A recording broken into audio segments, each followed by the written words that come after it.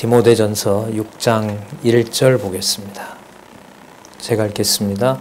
무릇 멍에 아래 있는 종들은 자기 상전들을 범사에 마땅히 공경할 자로 알지니 이는 하나님의 이름과 교훈으로 회방을 받지 않게 하려 함이라.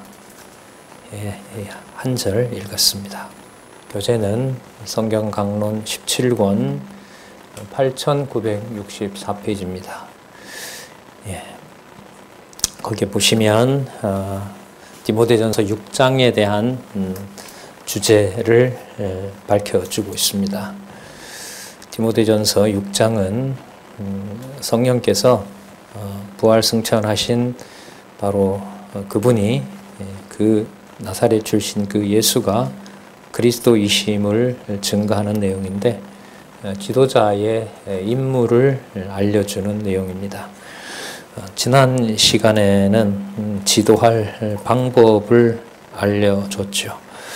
이때의 지도는 하나님의 집을 관리하는 진리의 말씀으로 하나님의 집을 관리하는 것과 관계가 됩니다. 그리고 그것은 이제 6장에 오면 가정과 이른바 사회가 분리되질 않는 하나님의 통치, 하나님의 교회와 관계된다는 사실을 우리가 이제 확인해 볼 겁니다. 그러니까 상황이 가정에서 그 혈육과 함께하는 과정에서 혈육과 무관한 사람들을 만난다 하더라도 그들이 믿건 혹은 믿지 않건 간에 그건 이제 하나님께서 하시는 일이니까요.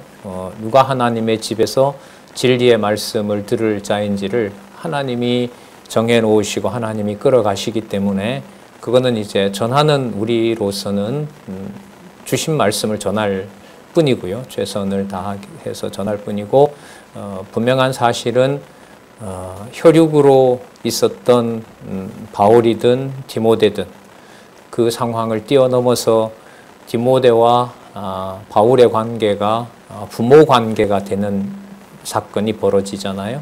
그리고 그 똑같은 사건이 사회생활에서도 연장이 된다는 거죠.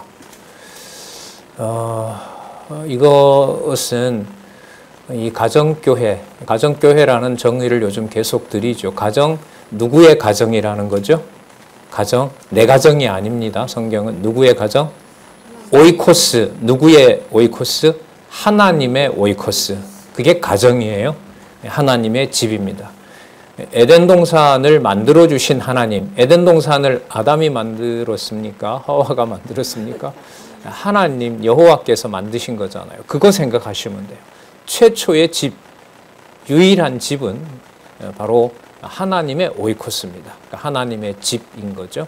그럼 그 하나님의 집을 하나님께서 주 예수 그리스도를 통해서 진리의 말씀으로 통치하세요. 그게 뭐냐면 교회예요. 그래서 하나님의 집을 주 예수 그리스도의 말씀으로 통치하시는 곳, 그것이 바로 가정교회의 정의입니다. 그것은 혈육으로부터 시작해서 이 땅에서 주 예수 그리스도의 통치를 알게 한 다음에 그 다음에 혈육을 초월한 곳이 여러분 사회잖아요.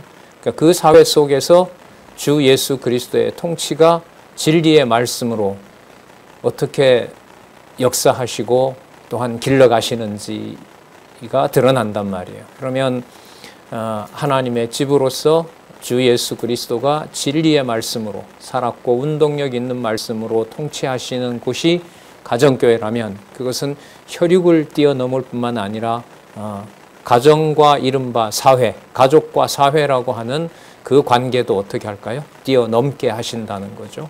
자, 그 부분에서 이 오늘 살펴볼 6장 내용은 지도자의 임무를 알려주는 내용에 제일 처음 나오는 것이 상전에 대한 종의 자세가 나오는 겁니다. 이것은 그야말로 이 지상에서 살아갈 때 아담에게 하나님이 약속하셨잖아요. 뭘 해야? 땀을 흘려야 먹고 살 수 있다고 했기 때문에 자기 수고에 대해서 거기에 일정한 대가를 받고 살아가는 삶은 누구에게나 이 땅에 있는 한은 필연적으로 겪어야 될 사실입니다. 그런데 그 사실을 신약 교회에서는 어떤 개념으로 이 비밀을 밝혀주냐 하면 바로 하나님의 집을 하나님께서 관리하고 전혀 다른 남남이지만 유대와 이방이 남남이었던 것처럼 종과 상전의 관계, 황제와 왕과 신하의 관계, 남자와 여자의 관계, 이건 고대 사회에서 넘을 수 없는 벽이 있거든요. 그런데 이 관계를 묶어버렸어요. 누구의 통치를 통해서? 주 예수 그리스도의 통치를 통해서 화평을 이루도록 하는 대역사가 일어난 거죠. 그런데 이게 가정, 이른바 소위 우리가 이제까지 말했던 그 가정에서부터 교회관이 철저하지 못했기 때문에 가정에서 사회로 나가는 자녀들이나 여러분들과 저도 이제 그렇게 자라왔잖아요. 가정에서부터 사회로 나가는 것이 어디 죄악 세상으로 그 세속으로 나가는 것으로 그냥 이렇게 그야말로 치부를 한 거죠. 그래서 사회에서 사회생활에서 부딪히고 당하고 거기에서 어느 누구에게도 하소연할 수 없는 것들을 마치 그 사회생활을 잘못해서 하나님으로부터 마치 벌을 받고 제재를 받는 것처럼, 그래서 다시 편안하지 않는 마음으로 교회로 불러오는 이 기형적인 형태가 진행이 됐던 겁니다. 그래서 체제를 통한, 교회 체제를 통한 무장에서의 이 체제는 가정을 하나님의 통치와 하나님의 집으로 주 예수 그리스도가 진리로 통치하는 곳으로 기초를 놓고 거기서 자라난 사람이라면, 하나님의 백성이라면 사회에 만나는 사람들에게 가정을 통해서 양육받았던 진리의 말씀으로 대인관계에서도 그 사람에게 하나님이 통치해 가시는 것을 보고 하나님께서 그때그때마다 주시는 지혜로 진리의 말씀을 전하고 또 거기에 하나님 살아계신 것을 깨닫게 되는 이런 자연스러운 관계로 이어져야 되는데, 사회는 교회와 동떨어져 있고 교회 안에 들어와야 마치 신앙생활이 정상인 것처럼 이게 왜곡된 교회관들이 우리를 피폐하게 한 현재 상황에서 이 디모데 전서 6장에 나타난 지도자 임무 내용을 통해서 우리가 이제 상전에 대한 종의 자세부터 살펴볼 텐데 분리되지 않는다는 겁니다. 그리고 이 말씀을 통해서 우리 에베소서에서부터 시작을 했죠. 하늘과 땅이 통일이 되는데 안 그렇습니까? 하늘과 땅을 통일시킨 그리스도의 사역인데 이 지상의 가정과 사회를 통합시키는 게 뭐가 그렇게 어려운 일이었겠습니까? 그런데 거기에 이제 모든 그야말로 목숨을 걸어야 되고 거기에 모든 것들을 자라나는 자녀들은 집을 벗어나면서 이른바 세속적 교육에서 이미 패배감을 가지고 그 사회생활을 패배감으로 적고, 직장 다니는 아이가 1년도 안 됐는데 이걸 평생 이렇게 살아야 되냐라고 하는 그 고민을 하는 거 보니까 세상으로 말하면 이게 도대체 누구의 책임이고 무엇을 몰라서 저렇게 됐을까라는 하는 참 그 순간 견디기 매우 힘든 그런 걸 느꼈거든요. 그래서 요즘 우리가 이제 디모데 전후서를 하고 있지 않습니까? 이 체제라고 하는 거. 그러니까 사회 체제에 함몰되어서 살아갈 수밖에 없는 나나 또 그런 지체들이나 그런 후배들을 봤을 때 속에서 반발심이 생기는 거예요.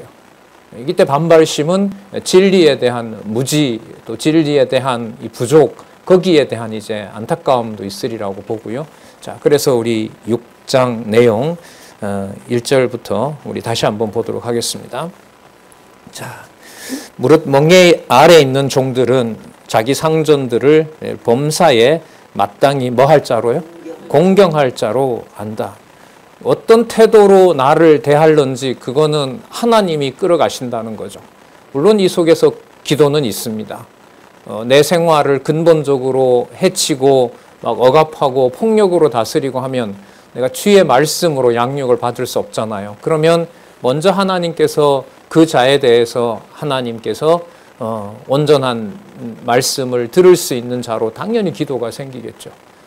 자, 범사에 마땅히 공경할 자로 알지니 이는 근거가 참 대단합니다. 누구의 이름과 교훈으로? 하나님의 이름과 교훈으로 회방을 받지 않게 하려 함이니라. 그 상전이 그렇게 한다는 것이 아니라 하나님께서 그렇게 하신다는 거예요. 그러니까 그 상전에 대해서 하나님의 이름, 하나님의 이름이라는 말은 하나님이 지어놓은 집이니까 거기도 그렇지 않습니까? 하나님이 지어놓은 집이기 때문에 그곳에 누구의 이름이 드러난다는 거죠. 하나님의 이름이 드러나는 겁니다. 그리고 하나님의 이름이 그곳에서 여러 다양한 경우를 통해서 진리의 말씀이 거기서 살아서 운동하도록 하나님이 해가신다는 거죠. 자, 그러면 그 상황에서 상전에 대한 어떤 배신과 혹은 뭐 속임수와 이런 태도로 가게 된다면 결국은 누구의 통치를 거역하게 되는 거죠. 그러니까 하나님의 통치를 거역하게 된다는 겁니다. 근데 여러분들 이게 쉬워요? 어려워요? 어렵죠. 진짜 연봉 몇만 원에 어떻게 보면 단체 행동이나 개인 행동이나 그야말로 생을 걸어야 되는 일들 속에서 하나님의 이름을 먼저 기억하고 거기에 진리의 말씀을 생명으로 받아들이게 된다? 이건 하나님의 은총과 주권과 하나님의 돌보심으로 가능한 일이지 이건 어떤 도덕적 교훈으로 직장 생활을 하나님이 주신 현장이니까 열심히 해야 된다. 그럼 당신이 해봐라. 이게 여러분 과거에 그 네덜란드 그 화란 개혁주의 신학자인 아브라함 카이퍼라는 사람이 영역 주권이라는 말을 했어요. 그러니까 곳곳에 가서 거기에서 하나님의 이름을 드러내야 된다는 거죠. 드러내야 된다는 거고 그 화란은 거슬러 올라가면 남아프리카 공화국에 전쟁을 할 때도 장로교의 후원을 받고 우리에게 준 생육하고 번성하는 그 명령을 우리가 수행해야 된다고 하다 보니까 힘 약할 때는 뭐 힘이 없어서 못하는데 힘이 강할 때는 뭐가 돼요? 침략군이 되고 지배자가 되는 거죠.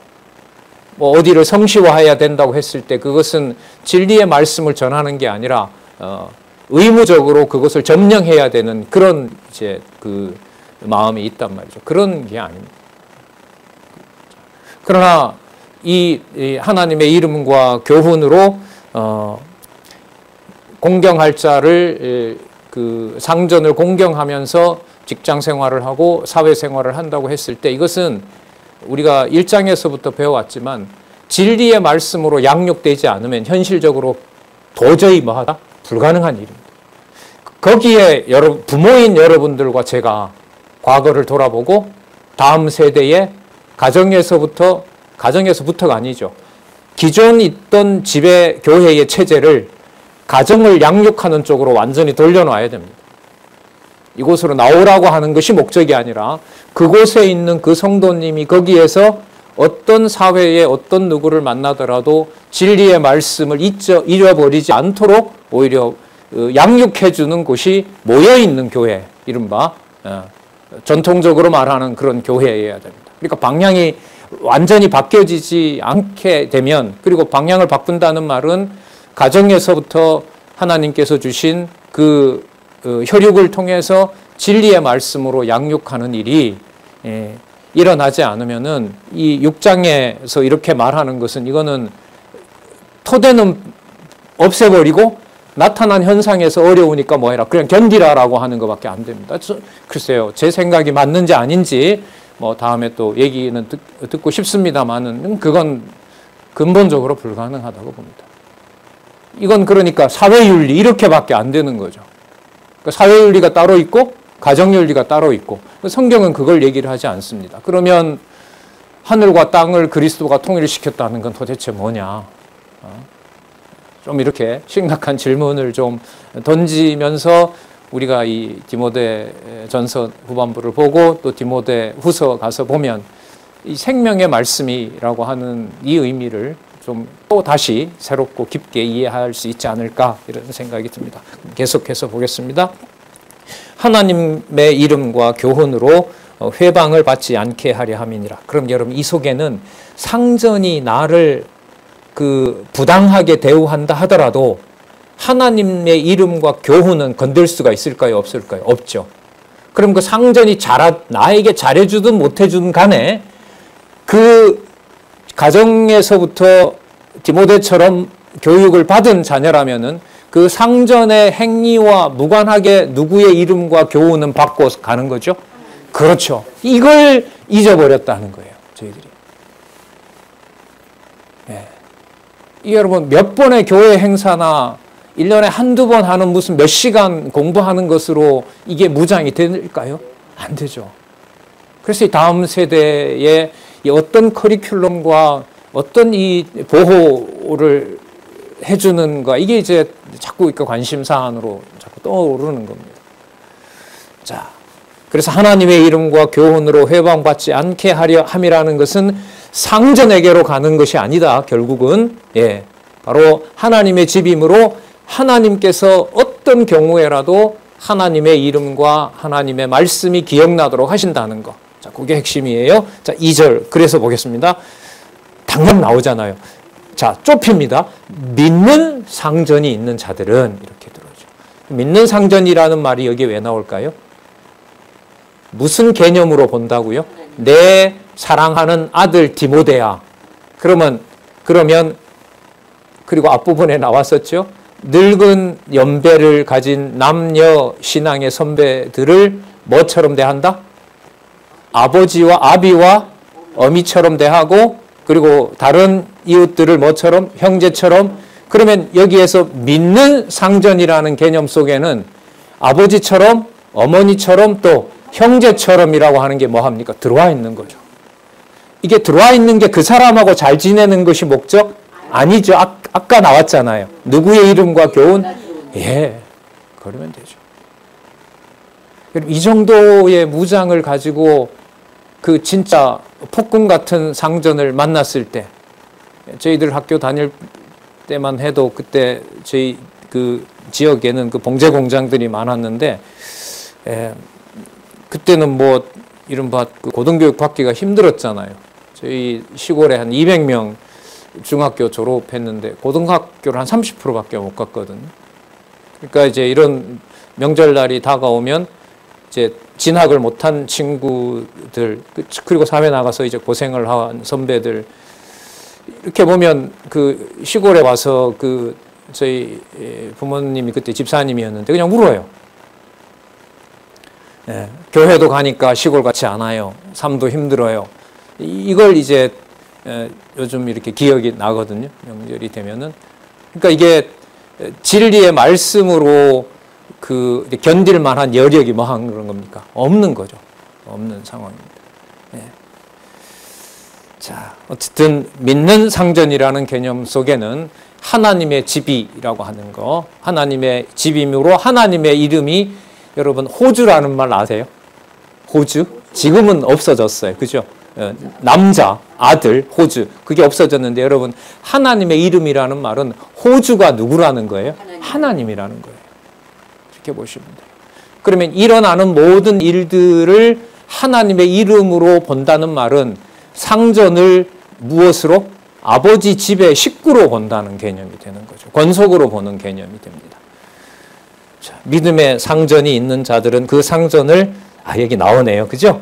형제라고 경히 여기지 말고 더 잘 섬기게 하라. 근거를 한번 보세요. 이는 유익을 받는 자들이 믿는 자요 사랑을 받는 자임이니라. 유익을 받는다는 말은 그가 경제적으로 그 부를 축적하고 부를 받게 된 그것이 바로 그 자가 나를 고용한 사람이 아니라 어떤 자라는 거예요? 믿는 자라는 거죠. 믿는 자라는 말은 누구를 믿는 자? 하나님을 믿는 자예요. 그러면 하나님이 이 믿는 자 상전을 택한 거예요? 상전인 이 자가 하나님을 택한 거예요? 하나님이 택하신 자잖아요. 누구처럼? 그 밑에서 일하는 나처럼. 그렇죠.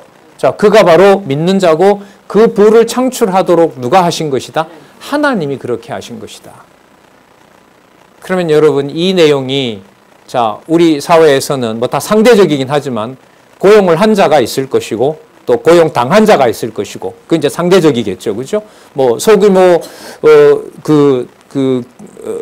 경영체를 가지고 있는 분 같은 경우에는 밑에 고용하는 사람이 있을 거고, 위로 보면 또 뭡니까? 자기 자신이 고용이 되어 있는 거고, 이런 이제 사슬 관계로 되어 있잖아요.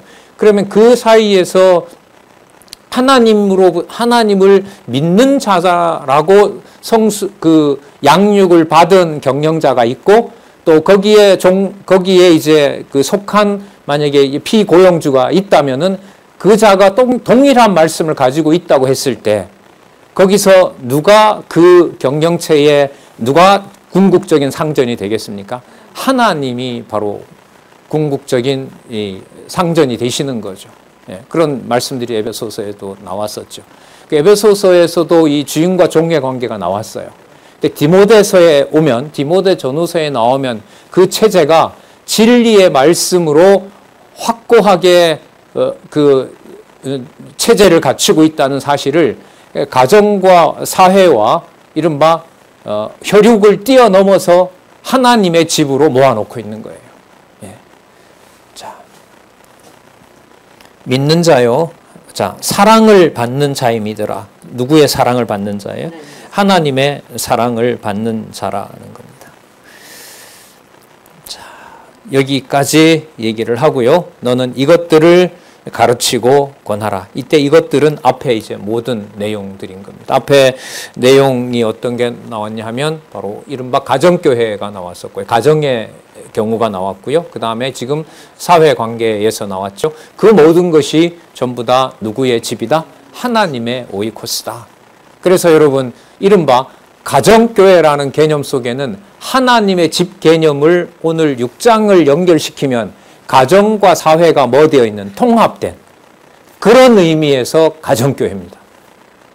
그래서 지난번 학회에서 가정교회를 선교 개념으로 보느냐라고 했을 때 그런 건 아닙니다. 그걸 뛰어넘는 개념인데, 오늘 말씀을 드린다면 가정교회라고 하는 것은 교회론의 근본입니다. 왜 근본이냐? 누구의 집이니까. 그렇죠. 그럼 근본이잖아요. 하나님은 존재하셔야 되겠죠? 그렇잖아요. 하나님은 영원하신 존재이시잖아요. 거기에 초점을 맞추면 신론과 관련이 되는 거고, 하나님의 집에다 맞추면 뭐가 돼요? 교회론이 되는 거예요. 그러면 여기에는, 그리고 아까 가정교회라고 했을 때는 교회는 누가 머리가 되시냐 하면 주 예수 그리스도가 머리가 되시는 거죠. 그러면 가정교회라는 말 속에는 하나님의 집을 주 예수 그리스도가 무엇으로? 진리의 말씀으로. 그러면 여기에 신론과 하나님의 집이니까 주 예수 그리스도가 머리니까 이른바 기독론과, 그리고 진리의 말씀으로 가르치는 곳이니까 교회론과, 그러니까 신론과 기독론과 교회론이 다 들어와 있는 말이 뭐다? 가정교회라는 말입니다. 많이 다르죠. 그죠? 너무 다르죠. 우리가 일상적으로 사용했던 개념하고는 너무너무 다릅니다. 그런 의미에서 가정교회에 대한 말씀도 나왔었죠. 가정을 다스리지 않는 자가 어찌 교회를 다스릴 수 있겠느냐라는 말씀이 앞에 나온 것처럼 말씀이 맞는 거죠. 이런 관념, 이런 생각과 판단으로 자라고 타인을 만나고 고용이 되고 또 고용주가 되고 또 국가기관에 가서는 상급자가 되고 나아가서 국가의 최고 통치자가 됐을 때 바로 이 사회가 바로 하나님의 말씀을 통해서 배워나가는 하나님의 자녀들이 많은 사회가 된다면 너무너무 진짜 바라기는 너무너무 좋은 사회, 이상적인 사회를 이 땅에서 누리다 가는 거겠죠.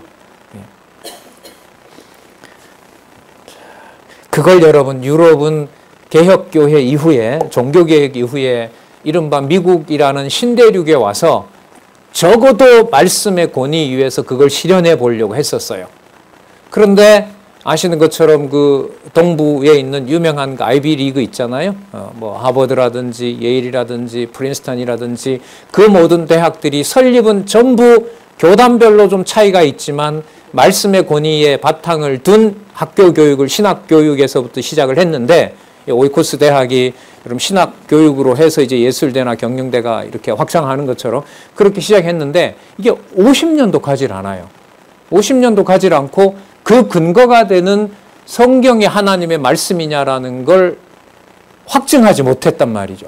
그러니까 뭐가 흔들리는 거죠? 교육의 근간이 흔들려 버린 겁니다. 그리고 버티고 유지되지만 그것은 진리를 이미 확정하지 못한 경우이기 때문에 가정과 사회는 통일될까요? 점점 분리될까요? 분리되고 잘 아시지만 미국은 자본주의 사회로 그야말로 세계의 모든 부가 집중되는 이 원리 속에서 교회라고 하는 것은 이 디모데후서에 나오죠. 돈을 사랑하는 것이 일만하게 뿌리가 된다는 말씀이 있는 것처럼 이 자본을 굴리는 사회에 뭐가 돼요? 수단이 되어버리는 거죠. 예. 그래서 유럽에서 시작한 서구 기독교는 결국은 가정교회를 이 자본주의 체제와 사회적 구조가 또 국가의 어떤 정치적 권력이 가정교회를 뭐 해버린 거죠? 박멸해버린 거죠. 그게 여러분 지난번에 말씀을 드렸고 이걸 이제 이 성경 신학에서 이 진리의 말씀을 무게중심을 이른바 모여있는 교회 체제가 이걸 가정으로 돌려주는 그래서 여러분 이 호크마 하우스를 우리 성경 신학 이 저자이신 박용기 목사님이 뭐라고 얘기를 했어요? 주말 별장이라는 거. 주말 별장이라는 말은 교회의 별장이라는 말이 아니잖아요. 누구의 별장이다? 가정의 별장인 어떤 단위로 함께 할 수 있는 사람들의 별장이 바로 호크마 하우스다라고 한 것은 우리가 알고 있는 이제 성경 그 체제 개혁, 성경 중심적인 체제 개혁과 연관이 되죠. 자, 그 비밀을 그 다음에 또 밝혀줍니다. 이것들을 가르치고 권하라. 자, 그래서 보세요. 3절 어디로 돌아요? 그래서 상전을 잘 섬겨라 이렇게 안 갑니다. 아까 누구의 이름과 교훈이 하나님의 이름과 교훈이었습니다. 자, 3절 누구든지 자 보세요. 다른 교훈을 하면은 가르치며로 번역하시면 돼요. 이 번역은 좀 불충분합니다. 다른 교훈을 가르치며 또 바른 말. 자, 바른 말이 뭔가 볼게요. 바른 말씀. 자, 우리 주 예수 그리스도의 말씀과 자 그러면 아까 하나님의 이름과 교훈은 어떤 것으로 연관이 됩니까? 우리 주 예수 그리스도의 말씀과 그러면 여러분 상전이 그 고용한 자를 통치하는 것에서 누구의 통치가 드러난다는 거죠? 우리 주 예수 그리스도의 통치가 드러나는 거죠. 주 예수 그리스도 말씀이 그 다음에 경건은 여러분 뭐라 그랬습니까? 경건은 외형이 아닙니다. 누구 경외? 하나님 경외입니다. 신약 성경에 번 이상 경건은 경외로 바꾸시면 돼요. 무슨 개념이냐 하면 하나님을 사랑하고 내 이웃을 내 몸과 같이 사랑하라고 하잖아요. 거기서 하나님을 사랑하고라고 하는 것이 바로 경건입니다. 그러면 이게 답이 나와요 또. 그러면 이 의미에서 경건이라면 혈육으로 있건 가정에서 나가서 밖에 가서 어떤 당시로 말하면 군인으로 참여하건 사회생활을 하건 간에 어디서 이제 종으로서 살건 간에 누구를 경외하는 것이 참 교훈이 돼요? 하나님을 경외하는 것이 교훈이 되죠. 그러니까 여기 보세요. 경건에 관한 무엇라 그럽니까? 교훈이라고 하잖아요. 그럼 아까 하나님의 이름과 교훈하고 자, 그 일을 누가 이루셨냐 하면 그리스도가 이루셨죠. 하나님이 예를 들면 하나님 아버지가 상전이라면 고용인으로 이 땅에 오셔서 아버지의 뜻만 실현하고 죽기까지 복종하신 그야말로 종다운 종이 누구세요? 우리 주 예수 그리스도죠. 좀 너무 나가나? 일제 36년에 교회까지 없애려고 했던 간악한 짓을 했던 이른바 일본 제국주의가 주 예수 그리스도의 통치를 한국에 깨닫게 하는 도구로 사용이 된 거 맞습니까? 맞아요. 안 그러면 답이 안 나옵니다. 육사에 있는 어떤 독립군 동상 없앤다 그러고 건국 아버지 동상을 지금 광화문에다 세운다 그러고 이념으로 보면 진짜 미국처럼 총기를 허용하면 내전이 일어날 이념적 대립 고등교육을 받아서 전부 다 1인 1정치가고 1인 1 대통령이고 이 상황에서 이념적인 이 대립을 해결해 나갈 방법은 없습니다. 전쟁도 이념으로 치렀던 나라이기도 하고. 예. 자, 이 상황에서 하나님을 두려워하는 교훈으로 정리가 되게 하지 않으면은 가족 관계에서부터 일치를 시킬 수가 없는 겁니다. 주 예수 그리스도의 말씀과 주 예수 그리스도의 말씀, 아버지의 뜻을 따라 죽기까지 복종하고 십자가에 죽으심이라 빌립보서 2장 7절에 우리 확인했고요. 자, 그것은 결국 뭐로 이어집니까? 경건에 관한 교훈. 그러니까 누구를 따르는 말씀을 실천하신 분, 아버지 하나님의 말씀을 실천하고 아버지의 말씀 따라 아버지를 경외했던 분, 바로 그분이 주 예수 그리스도입니다. 교훈에 창념하지 아니하면, 자, 4절. 자, 저는 뭐하여? 교만하여. 뭐합니까? 아무것도 알지 못해요. 이 아무것도 알지 못한다는 말은 무슨 말을 하든지 간에 정당성이 없다는 거예요. 여러분, 오늘 우리 가만히 읽어봤는데 이게 무조건 직장에 있는 상관에게 무조건 복종하라는 말이에요, 이게? 아니죠. 아니죠. 누구의 이름을 유지하고 누구의 역사, 누구의 통치를 기억하도록 하는 겁니까? 하나님의 이름과 교훈, 또 교회의 머리 대신 주 예수 그리스도의 말씀과 경건에 관한 교훈. 이게 이제 핵심인 겁니다.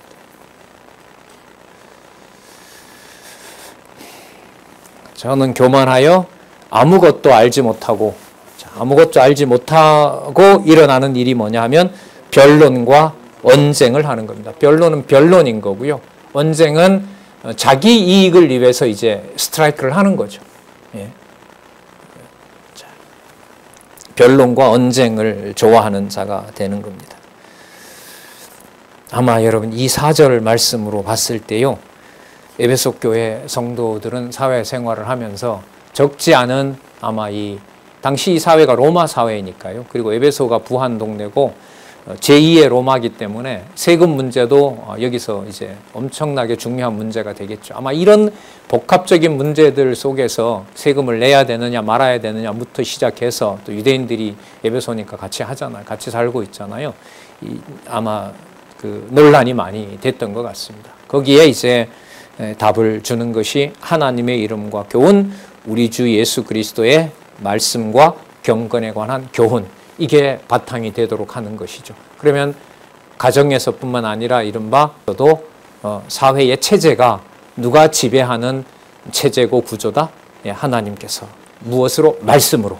살았고 운동력 있는 말씀이 역사하는 것으로서 사회생활, 이걸 지금 여기에서 보여주고 있죠. 거기에 어떤 이 일을, 바울이 지금 전한 이 일을 제기하는 것은 교만하여 아무것도 알지 못한다는 거예요. 그러니까 좀 세속적으로 말하면 입 닫아라 이거죠. 입 닫고 그리스도의 통치가 믿어진다면 지금 생활하는 직장이 부당하더라도 그것은 하나님이 주신 상황이다. 전달자는 이렇게 말할 수밖에 없고요. 그 사람이 거기서 견디는지 못 견디는지는 또 누가 알아서 할까요? 뭘 위하여? 고용주와 그 사람의 관계를 위하여? 아니요. 하나님의 이름과 교훈, 주 예수 그리스도의 말씀과 경건으로 그 사람은 그렇게 이끄실 겁니다. 이게 수수방관일까요? 네. 아닙니다. 이 말씀을 진짜 우리 아이들이 직장 생활을 하니까 아마 이걸 더 신경 쓰는지 좀 이기적인 건가요? 때가 되면 아는 게 아니라요, 그때마다 하나님의 이름과 교훈이 주관하세요. 권사님, 때가 되면 되는 게 아니에요. 그러면 가정교회에서부터 이게 안 돼요. 안 됩니다. 그걸 수십 년 우리가 오류를 겪고 거기에 무책임하게 그걸 때가 되면 된다고 하면 안 되죠. 얘기를 해도 교회 나오는 건 때가 돼야 된다고요. 그러니까 때가 안 되더라도 하나님의 말씀이 넘어지게 하고 하나님의 말씀이 세워주시는 거예요. 근데 그걸 우리가 공급을 제대로 못했잖아요. 그걸 제가 말씀을 드리는 거예요. 예, 안 되는 게 어디 있겠습니까? 하나님께서 정해 놓으시고, 그런데 그 말씀이 생각이 나질 않고 그 말씀을 우리가 다른 곳에 보냈던 것들이 자꾸 기억이 나니까 다음 세대에서는 어쨌든 이 좋은 공간과 여건 속에서 그쪽으로 시간을 좀 더 보내주자는 거죠. 예, 예. 예, 언쟁을 해서 죄송합니다. 예. 말을 들어야 해먹지. 저보고 어쩌라고요. 자, 말을 듣든지 안 듣든지 부모 입장에서는 다시 또 돌아와요. 다시 돌아옵니다. 다시 말씀드리면 하나님의 이름과 교훈, 그리고 주 예수 그리스도의 말씀과 하나님을 경외하는 역사는 여러분 멈춘 적이 있어요? 없어요? 없어요. 없습니다. 그리고 가정에서도 해. 예. 하나님이 하세요. 말씀이 하시는 것이고. 네. 자, 4절 보겠습니다. 저는 교만하여 아무것도 알지 못하고 변론과 언쟁을 좋아하는 자니. 자, 그 다음에 나와요. 이로써 뭐가 나와요? 투기가 나오죠. 아, 어쩌다 나는 피고용인이 된 거야. 우리 원로 목사님 얘기하는, 나는 왜 미국에 못 태어난 거야? 자, 이 투기잖아요. 그러다 보면 자기 욕심을 채우기 위해서 뭐 하게 돼요? 분쟁을 하죠. 당을 지어서, 그죠? 분쟁하게 되고, 잘 되는 것을 뭐 하게 돼요? 회방하죠. 네, 회방합니다. 회방하고, 또 그게 악한 생각의 기준은요.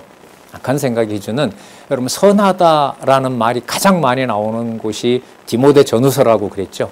디모데 전후서에 선하다, 좋다라는 말 전부 다 같은 말이거든요. 예. 이렇게 정리하시면 곁길로 안 갑니다. 하나님을 사랑하고 내 이웃을 내 몸과 같이 사랑하는 것이 선한 겁니다.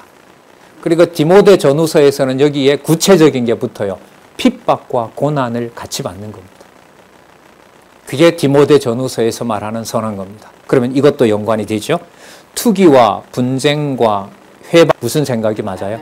악한 생각이 맞죠.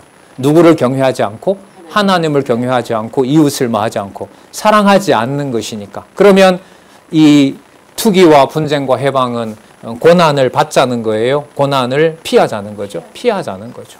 그렇기 때문에 이게 이제 악한 생각이 되는 겁니다. 악한 생각이 나며 5절에 자, 마음이 부패하여지고. 여러분 이게 여러 가지가 아니에요. 이게 전부 뭐 어떻게 돼 있어요? 다 하나로 연결이 되는 거죠. 마음이 어떻게 해지고 부패해지고 그 다음에 뭘 잃어버려요?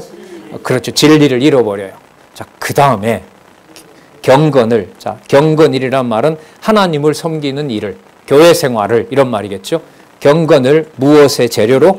예, 이익의 재료로 생각하는 자들의 다툼이 일어납니다. 그럼 이게 에베소 교회 밖의 일일까요? 에베소 교회 내의 일일까요? 네, 내의 일입니다. 예, 경건을 이익의 재료로 삼는 거, 이제 뒤에 가면 이게 일만하게 뿌리 돈 문제하고 관계됩니다. 에베소 교회 문제는요, 이 전체 정황으로 봤을 때 무슨 문제냐면 바로 돈 문제입니다. 돈 문제가 가장 큰 문제로 아마 교회 재정이 좀 있었던가 봐요. 예, 그래서 아까 참과부 문제도 나오고 이랬었잖아요. 자, 경건을 이익의 재료로 생각하는 자들의 다툼이 일어나느니라. 여러분, 가정이 무엇으로 구심점을 잡느냐라고 했을 때 경건을 이익의 재료로 삼는 경우가 적습니까? 아주 많습니까? 아주 많죠. 교회 다니는 사람들이 더할 때가 있습니까? 없습니까? 누구의 이름으로? 하나님의 이름으로. 예. 하나님, 우리 가정 잘 되게 해주세요라는 이 말은 다른 가정은 뭐예요? 상관이 없거나 안 돼도 돼요. 이런 악한 의도가 있는 거 아니겠어요?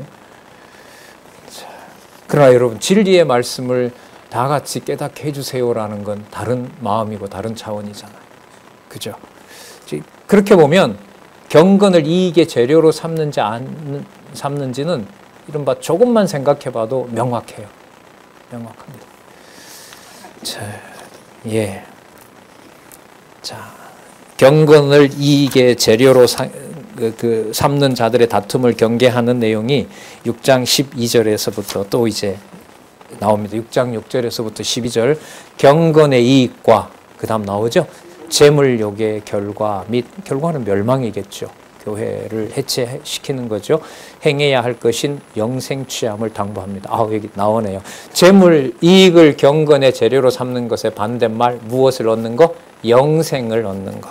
자, 6절. 그러나 뭐 하는 마음이 있으면, 자족하는 마음이 있으면, 자족하는 마음은 누구의 통치가 믿어지는 거죠? 주 예수 그리스도의 통치, 하나님의 말씀이 통치하는 것이 믿어지면, 자, 있으면 무엇이 큰 이익이 된다?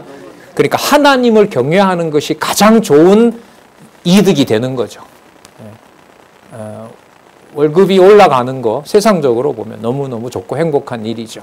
자, 그러나 그걸 이익을 온갖 수단과 방법을 가리지 않고 쟁취해냈다는 것에서 하나님 경외하는 것을 잃어버린다면 이익이 아니라 뭐가 되죠? 그게 이제 손해가 되는 거죠. 그럼 여기에서 자족하는 마음이 있다는 말은 하나님께서 세워주신 주관해 가시는 환경 속에서 하나님을 경외하게 되는 그것이 가장 유익이다라고 믿게 되는 것. 그게 바로 뭐냐면 경건이 큰 뭐가 된다? 이익이 된다. 그러니까 이익을 남겨야 된다고 했을 때 지금 이 말씀에는 보면 무엇을 남기는 게 가장 큰 이익인 거죠? 하나님 경외하는 거. 하나님 경외하는 거. 자, 그러면서 7절이 또 연결이 돼요. 우리가 세상에 아무것도 가지고 온 것이 없음에 하나님께서 태어날 때부터 손에다가 막 어마어마한 다이아를 쥐면서 태어나게 했다면 얼마나 좋습니까? 그런데 신약교회에는 그 몸을 이 땅의 부모로부터 받고 신앙 안에서 태어나는 것이 손에 다이아몬드를 쥐고 태어난 것보다 훨씬 더 아까 뭐라 그랬죠? 이익이다. 이익이다. 예. 그러면 여러분 뭐하고 연결이 되죠? 창세전 신령한 복으로 하나님 자녀로 선택한 것이 육의 부모를 통해서 이 땅에 하나님 경외하는 것으로 태어나게 했다면 그게 가장 창세전에 있었던 신령한 복을 이 땅에 취하는 거니까 가장 뭐를 얻은 거죠? 이익을 얻게 된다는 거죠. 이런 사고는, 이런 생각은 어디에서도 할 수가 없죠. 그리고 여러분 이 구절만 탁 읽는다고 이게 맞아라고 깨달아져요? 아니죠. 이 얼마나 많은 진통 속에서 바울도 기록했고 우리가 이걸 하나하나 읽어가고 있습니까? 경건이 큰 이익이 되느니라. 우리가 세상 아무것도 가지고 온 것이 없음에 또한 아무것도 가지고 가지 못하리니. 그야말로 이제 육의 몸은 육의 몸으로 가는 거죠. 자, 8절 볼까요? 우리가 먹을 것과 입을 것이 있은 줄 족한 줄로 알 것이니라. 뭐 입고 먹는 정도가 아니라 대한민국이 황폐했던 6.25 동란 이후에 지금의 부로 보면 뭐 모든 세계가 부러워하는 나라인 거죠. 만약에 그 코로나가 끝나고 지금 뭐 경제가 여러분 뭐 곤두박질 치고 있잖아요. 뭐 집값이나 이런 것도 안 잡히고 있는데 만약에 안정되고 만약에 GDP가 3만 한 5천 불까지 갔었거든요. 3만 2천까지 갔었어요. 지난 정부 때. 그게 여러분 만약에 4만이 되고 4만 5천이 된다? 여러분 4만 5천이면은 평균 연봉이 6천만 원이 되는 거예요. 평균 연봉이 1인당. 그럼 네덜란드라는 나라 아시죠? 그 북유럽에 있는 복지 국가잖아요. 그 나라 인구 종로도 못 돼요. 550만 명이거든요. 그 나라가 이제 여러 산업으로 해서 그 나라 국민 소득이 4만 불 조금 넘습니다. 그런데 거기에 10배에 해당하는 5천만, 거의 5천만 육박해가 좀 줄었지만은 그 나라의 이 나라의 부가 그렇게 갔다면은 먹을 것과 입을 것을 넘어서서 하나님의 존재와 뭐 육신의 어떤 안위를 하나님께 기도하고 뭐 이런 경우가 여러분 생길까요? 안 생깁니다. 그래서 저는 좀 고민하다가 내린 결론인데 경제적 성장이라고 하는 것을 교회의 이 가정교회에서부터 자녀를 낳고 또 거기서 키우게 하시는 하나님의 섭리로 봤을 때는 이 부의 증가라고 하는 것이 진리의 말씀을 양육하는 것과 비례하는 것이 축복이지 이게 불균형을 이루어서 진리의 말씀은 후퇴하고 경제적 부가 앞선다면 어느 나라처럼 되죠? 미국처럼 똑같은 경우를 겪게 되는 거죠. 지금 하나님이 그 시험대에 뒀고요. 우리에게 주셨던 이른바 여러 가지 물질적인 여력들을 진리 앞부분에 나왔었잖아요. 그 늙은 여자, 남자, 연장자들을 누구처럼? 부모처럼 대하는 문제. 이건 한국에서 또 우리도 현실화되어 있는 문제고 해결해 가고 싶은 문제고요. 진리 안에. 그다음에 다음 세대 문제와 지금 관련되어 있는 바로 자녀 양육의 문제, 그리고 다음 세대들에게 진리의 말씀 전하는 문제. 자, 그런 문제가 현재 실질적으로 우리들의 삶을 주관하고 있고요. 다 같이 우리가 기도하고 있는 문제죠. 자, 9절 보겠습니다. 부하려 하는 자들은 시험과 올무와 여러 가지 어리석고 해로운 정욕에 떨어지나니 곧 사람으로 침륜은 파멸입니다. 침륜과 어떻게 멸망에 빠지게 하는 것이니라. 여러분, 이 말씀으로 보면 에베소 교회는 상당히 심각한 상황입니다. 부를 가진 성도들이 하나님의 말씀을 전하고 하나님의 말씀에 근거를 두고 오는 이제 방랑자들이라든지 고아라든지 그다음에 과부라든지 이런 것을 잘 섬기는 것이 아니라 이게 경우로 보면 어디에 몰두해 있다고 할 수 있어요? 더 뭐 하는데? 더 부를 축적하는 일에 거기에 몰두해 있는 거죠. 자, 그래서 나중에 후서에 가면 그 다음에 나오죠. 후서가 아니라 여기에 나오네요. 침륜과 멸망에 빠지게 하는 것이라. 자, 10절에 볼까요? 자, 뭐를 사랑함이? 돈을 사랑함이 일만하게 뿌리가 되나니. 맥락 끊고 이 얘기를 읽으면 될까요? 악의 뿌리가 돈 사랑이 아니라 일만 선의 뿌리가 돈인 거죠. 일반적인 사회에서는 안 그렇습니까? 이게 맥락 없이 이걸 전한다고 하면 이게 대안도 없이 그야말로 이제 어렸을 때 우리가 한때 기독교에서 얘기했던 것처럼 금욕주의가 되는 거죠. 부자가 되면 안 되고 뭐 이렇게. 돈을 사랑함이 일만하게 뿌리가 되나니 사모하는 자들이 미혹을 받아 믿음에서 떠나 많은 근심으로써 자기를 찔렀도다. 이 에베소 교회에 들어와 있는 문제를 우리가 알 수가 있죠. 자,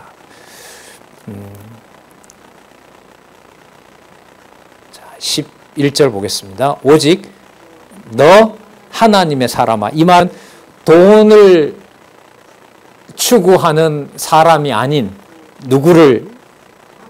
하나님을 쫓고 있는 너 하나님의 사람아. 이렇게 이제 대비가 되는 거죠. 자, 이것을 피하고 일만하게 뿌린 돈을 피하고 의와 의라고 하는 것은 하나님의 정하신 뜻, 그것이 의로운 것이고 하나님의 집을 관리하는 것이 의롭다고 보는 겁니다. 자, 그 다음에 거기에는 당연히 누구를 경외하게 되죠? 하나님 경외하니까 그게 뭐가 돼요? 경건이 되는 거죠. 자, 믿음은 누구로부터 받은 선물이에요? 하나님으로부터 받은 선물인 거죠. 그러면 그 선물을 관리한다는 말은 하나님 것하고 관계되는 거죠. 누구이기 때문에? 하나님의 의로운 자녀이기 때문에. 그러면 의와 또 경건과 믿음이라는 게 분리가 될 수가 없어요. 그거 누구로부터 온 거죠? 하나님으로부터 온 거죠. 아까 나왔습니다. 하나님의 교훈을 받고 주 예수 그리스도의 말씀을 받는다는 거. 자, 그 다음에 이제 어디로 넘어가냐면 형제에게로 넘어와요. 형제가 좀 부당하다고 생각이 들고 또 그 상전도 보니까 돈만 추구하는 사람처럼 보여요. 하지만 교인이에요. 그러면 쉼 없이 때가 있으나 좋은 상황이든 아니든 간에 그에게 참으면서 뭘 전해줄까요? 바울이 보낸 편지 말씀 전하겠죠. 자, 그 다음에 인내와 무엇을? 온유. 그럼 여러분 이게 누구 사랑과 누구 사랑이 여기에 같이 들어있어요. 하나님 사랑과 이웃 사랑. 이게 분리될 수가 없다는 것이 교회 체제로서의 무장의 핵심입니다. 자, 그 다음 또 볼게요. 12절. 그게 믿음의 무슨 싸움이라 그럽니까? 선한 싸움인 거죠. 그러니까 인내와 온유를 가지고 기다려서 말씀을 전하는 것과 뭐가 반대되냐 하면 그게 믿음의 선한 싸움이라면은 아까 뭐라 그러죠? 부하려는 자들이 더 부를 하려고 그 돈을 뭐 하는 거, 사랑하는 거. 그러니까 하나님을 사랑하느냐? 뭘 사랑하느냐? 돈을 사랑하느냐? 예수님이 이미 이거 약속했던 거죠. 뭐와 뭐는 겸하여 섬길 수 없다? 하나님과 재물은 겸하여 섬길 수가 없다. 이게 여러분 여기서 에베소 교회에 이제 구체적으로 드러난 역사적 사실이 되는 겁니다. 믿음의 선한 싸움을 싸우라. 그 믿음의 선한 싸움은 돈을 사랑하는 것으로부터 벗어나서 자기 이익을 챙기는 것으로부터 벗어나서 교회를 이익의 수단으로 삼는 것에서부터 벗어나는 그것은 바로 무엇을 취하는 게 된다? 선한 싸움을 싸우라. 그 다음에 뭘 취하라 그러죠? 영생을 취하라. 이게 영원한 생명이 되는 겁니다. 이를 위하여 내가 부르심을 입었고, 자, 또 보세요. 많은 증인 앞에서 또 나옵니다. 무슨 증거? 선한 증거. 앞부분에 뭐라고 나왔죠? 영생이라고 나왔어요. 영생을 얻게 되는 것은 뭐라 그럽니까? 믿음의 선한 싸움이라 그럽니다. 믿음의 선한 싸움은 바로 누구를 사랑하고 경외하고 하나님을 경외하고 사랑하고 누구를 이웃을 상전이든 종이든 황제든 노예든 간에 그 모든 사건들이 누구의 집? 하나님의 집, 가정과 사회를 초월한, 혈육을 초월한 하나님의 통치가 드러나는 곳으로. 자, 뭐가 하나도 놓칠 수가 없죠.